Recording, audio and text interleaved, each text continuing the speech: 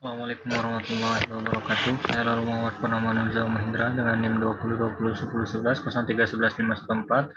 program studi S1 Hukum Fakultas Hukum Universitas Muhammadiyah Malang 2020.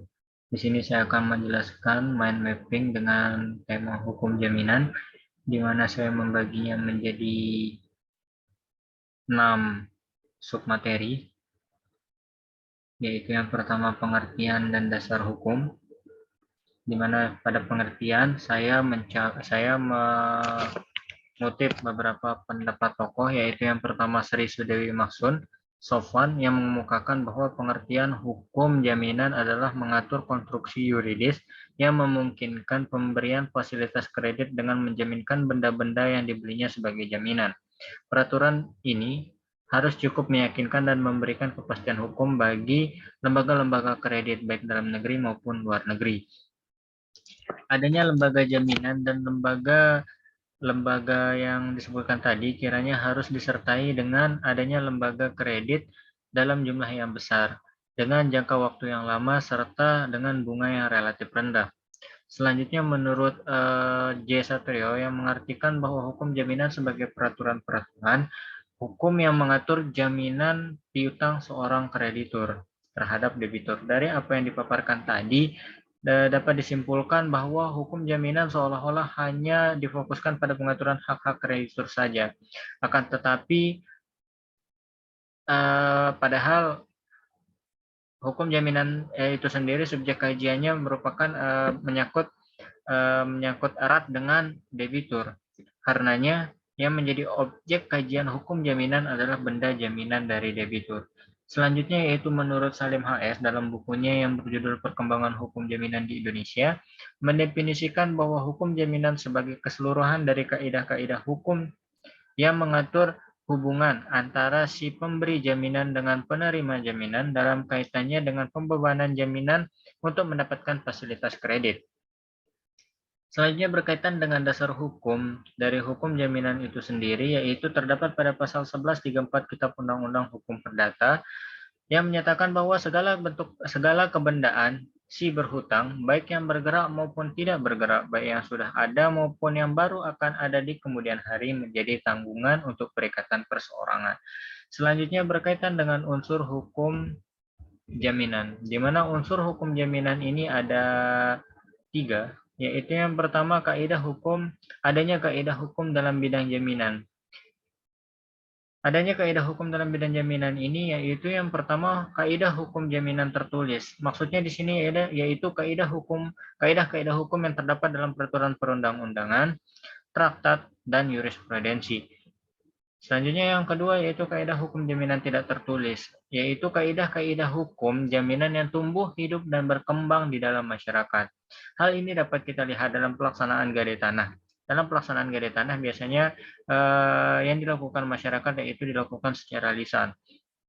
Selanjutnya adanya pemberi dan penerima jaminan. Masing-masing dapat diartikan sebagai pemberi jaminan adalah orang atau badan hukum yang menyerahkan barang jaminan kepada penerima jaminan yang membutuhkan fasilitas kredit yang lazim disebut debitur.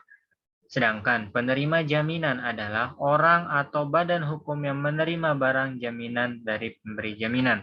Badan hukum sebagai penerima jaminan adalah lembaga yang memberikan fasilitas kredit, dapat berupa lembaga perbankan maupun lembaga keuangan non-perbankan. Selanjutnya yang ketiga yaitu adanya jaminan dan fasilitas kredit, di mana pada dasarnya jaminan yang diserahkan kepada penerima jaminan atau kreditur adalah jaminan material dan imaterial. Di mana jaminan material ini merupakan jaminan yang berupa hak-hak kebendaan, baik itu benda bergerak maupun benda tidak bergerak. Selanjutnya berkaitan dengan fasilitas kredit, yaitu dalam pembebanan jaminan yang dilakukan oleh pemberi jaminan itu bertujuan untuk mendapatkan fasilitas kredit dari bank atau lembaga keuangan non-bank. Selanjutnya berkaitan dengan sifat perjanjian, yaitu sifat perjanjian jaminan dikonstruksikan sebagai suatu bentuk perjanjian yang bersifat aksesorir, yaitu merupakan perjanjian yang dikaitkan dengan perjanjian pokoknya, berupa perjanjian pemberian kredit atau perjanjian membuka kredit oleh bank. Kedudukan perjanjian penjaminan yang dikonstruksikan sebagai perjanjian aksesorir itu menjamin kuat lembaga jaminan bagi pemberian kredit oleh kreditor. Adapun dalam pasal 1132 Kitab Undang-Undang Hukum Perdata dinyatakan bahwa kebendaan tersebut menjadi jaminan bersama-sama semua orang yang mengutangkan padanya. Pendapatan penjualan benda-benda itu dibagi menurut keseimbangannya, yaitu menurut besar kecilnya piutang masing-masing, kecuali apabila di antara para yang berpiutang itu ada alasan-alasan yang sah untuk didahulukan. Selanjutnya, berkaitan dengan akibat hukum yang muncul atau yang ditimbulkan dari perjanjian jaminan yang bersifat aksesori ini, yaitu ada 5. Yang pertama, adanya perjanjian pokok. Yang kedua, hapusnya tergantung pada perjanjian pokok. Yang ketiga, jika perjanjian pokok batal, maka akan ikut batal. Yang keempat, ikut beralih jika perjanjian pokok beralih. Dan yang terakhir, jika penyerahan pokok beralih karena cesi subrogasi, maka ikut beralih tanpa ada penyerahan secara khusus. Selanjutnya, penggolongan jaminan lahir karena undang-undang dan perjanjian dibagi menjadi 4, yaitu yang pertama, umum dan khusus. Perjanjian yang bersifat umum, artinya yaitu semua kreditur mempunyai kedudukan yang sama terhadap kreditur-kreditur lainnya. Tidak ada kreditur yang diutamakan atau diistimewakan dari kreditur-kreditur lainnya. Namun, dikarenakan jaminan umum kurang menguntungkan bagi kreditur, maka diperlukan penyerahan harta kekayaan tertentu untuk diikatkan secara khusus sebagai jaminan pelunasan utang debitur.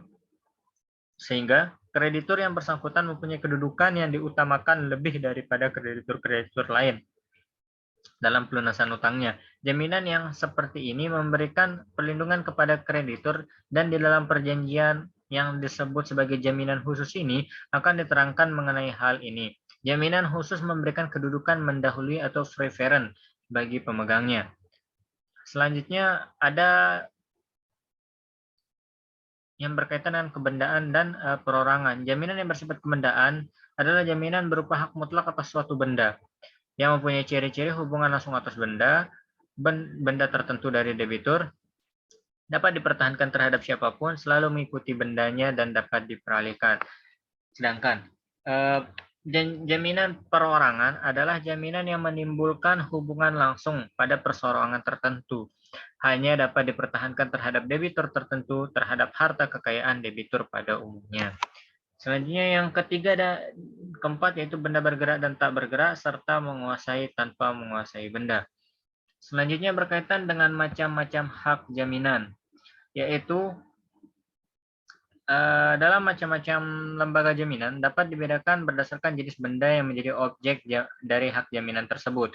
Apabila yang menjadi objek jaminan merupakan benda tidak bergerak, maka lembaga jaminan dapat berbentuk hipotek dan hak tanggungan. Sedangkan jika yang menjadi objek jaminan adalah benda bergerak, maka lembaga yang menjadi lembaga jaminannya adalah gadai dan fidusia. Adapun masing-masing penjelasan dari keempat macam hak ini, yaitu yang pertama hak tanggungan. Di sini berdasarkan pasal 1 angka 1 Undang-Undang Nomor 4 tahun 1996, hak tanggungan atas tanah dan benda-benda yang berkaitan dengan tanah yang selanjutnya disebut hak tanggungan adalah hak jaminan yang dibebankan pada hak atas tanah sebagaimana yang dimaksud dalam Undang-Undang Pokok Agraria, berikut atau tidak berikut benda-benda lain yang merupakan suatu kesatuan dengan tanah itu. Untuk pelunasan hutang tertentu yang memberikan kedudukan yang diutamakan kepada kreditur tertentu terhadap kreditur-kreditur lainnya. Dalam pasal 3 Undang-Undang Nomor 4 tahun 1996, ciri-ciri dari hak tanggungannya itu yang pertama memberikan kedudukan yang diutamakan atau mendahului kepada pemegangnya. Hal ini sesuai dengan pasal 1 angka 1 Undang-Undang Nomor 4 tahun 1996. Demikian juga sebagaimana yang dimaksud dalam pasal 20 ayat 1 huruf B Undang-Undang Nomor 4 tahun 1996 yang antara lain menyatakan bahwa objek hak tanggungan dijual melalui pelelangan umum menurut tata cara yang ditentukan dalam peraturan perundang-undangan untuk pelunasan piutang pemegang hak tanggungan dengan hak mendahului daripada kreditur-kreditur lainnya. Selanjutnya yang kedua yaitu selalu mengikuti objek yang dijamin oleh siapapun objek itu berada. Hal ini sesuai dengan ketentuan pasal 7 Undang-Undang Nomor 4 Tahun 1996. Yang ketiga yaitu memenuhi asas spesialitas dan publisitas sehingga dapat mengikat pihak ketiga dan memberikan kepastian hukum kepada pihak-pihak yang berkepentingan. Selanjutnya yang keempat yaitu mudah dan pasti pelaksanaan eksekusinya. Sebagaimana diketahui, eksekusi putusan yang dikenal ada 4 macam, yaitu yang pertama eksekusi yang diatur dalam pasal 196 HIR, merupakan eksekusi yang menghukum hak yang dikalahkan untuk membayar sejumlah uang. Yang kedua, eksekusi yang diatur dalam pasal 225 HIR adalah eksekusi putusan yang menghukum orang untuk melakukan suatu perbuatan. Eksekusi parate adalah eksekusi yang ketiga terjadi apabila seorang kreditur menjual barang tertentu milik debitur tanpa mempunyai titel eksekutorial yang tercantum dalam pasal 1155, 1178 ayat 2 Kitab Undang-Undang Hukum Perdata. Selanjutnya, macam hak yang kedua yaitu hipotek, di mana berdasarkan pasal 1162 Kitab Undang-Undang Hukum Perdata, definisi dari hipotek adalah suatu hak kebendaan atas benda-benda yang tidak bergerak untuk diambil daripadanya bagi pelunasan suatu perikatan. Seperti hak jaminan yang lainnya, hipotek bersifat aksesoris. Dalam pasal 1164 Kitab Undang-Undang Hukum Perdata, objek hipotek adalah benda tidak bergerak, merupakan sebuah larangan untuk menjadikan benda bergerak sebagai objek hipotek.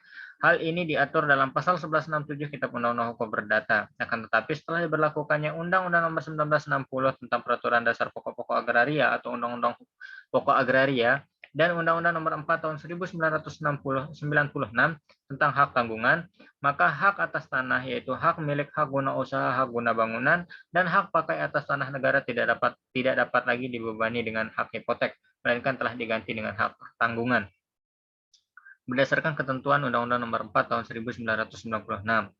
Hingga kini, benda-benda yang dapat dijadikan objek hipotek seperti kapal laut berdasarkan Undang-Undang Nomor 17 Tahun 2008 tentang pelayaran. Selanjutnya, adapun hipotek mempunyai sifat seperti hak kebendaan pada umumnya, yaitu yang pertama absolut, yang kedua droit de suite, yang ketiga droit de preference. Selanjutnya yang ketiga yaitu gadai. Pengertian gadai sendiri berdasarkan pada pasal 1150 Kitab Undang-Undang Hukum Perdata, yang mana berarti suatu hak yang diperoleh kreditur atas suatu barang bergerak yang diserahkan kepadanya oleh debitur atau oleh kuasanya sebagai jaminan atas utangnya, dan yang memberi wewenang kepada kreditur untuk mengambil pelunasan piutang dan barang itu dengan mendahului kreditur-kreditur lain, dengan pengecualian biaya penjualan sebagai pelaksanaan putusan atas tuntutan barang tersebut, tuntutan mengenai kepemilikan atau penguasaan, dan biaya penyelamatan barang itu yang dikeluarkan setelah barang itu sebagai gadai yang harus didahulukan. Dasar hukum dari gadai adalah pasal 1150 sampai dengan pasal 1160 Kitab Undang-Undang Hukum Perdata. Selanjutnya fidusia, di mana pengertian fidusia sendiri tercantum dalam pasal 1 nomor 1 Undang-Undang Nomor 42 Tahun 1999 tentang jaminan fidusia adalah pengalihan hak kepemilikan suatu benda atas dasar kepercayaan dengan ketentuan bahwa benda yang hak kepemilikannya dialihkan tersebut tetap dalam penguasaan pemilik benda. Fidusia merupakan lembaga jaminan yang mirip dengan gadai, yaitu keduanya sama-sama mensyaratkan benda bergerak sebagai jaminannya. Hal ini membedakan fidusia dengan gadai adalah benda yang dijaminkan tetap dalam kekuasaan kreditur. Dasar hukum dari praktek fidusia ini sendiri adalah Undang-Undang Nomor 42 Tahun 1999 tentang jaminan fidusia. Sama dengan gadai, fidusia juga dasarnya adalah perjanjian aksesoris antara debitur dan kreditur yang isinya pernyataan penyerahan hak milik secara kepercayaan atas benda-benda milik debitur kepada kreditur, namun benda-benda tersebut masih tetap dikuasai oleh debitur sebagai peminjam pakai.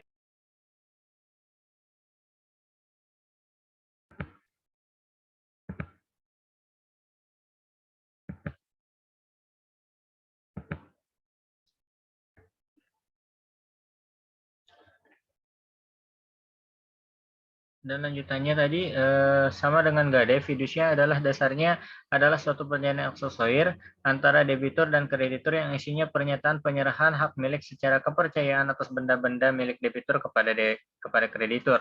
Namun benda-benda tersebut dapat masih tetap dikuasai oleh debitur sebagai peminjam pakai dan bertujuan hanya untuk jaminan atas pembayaran kembali uang pinjaman. Untuk penyerahannya dilakukan secara constitutum possessorium, artinya penyerahan yang melanjutkan penguasaan atas benda-benda yang bersangkutan karena benda-benda tersebut masih di tangan debitur. Sekian dan terima kasih. Wassalamualaikum warahmatullahi wabarakatuh.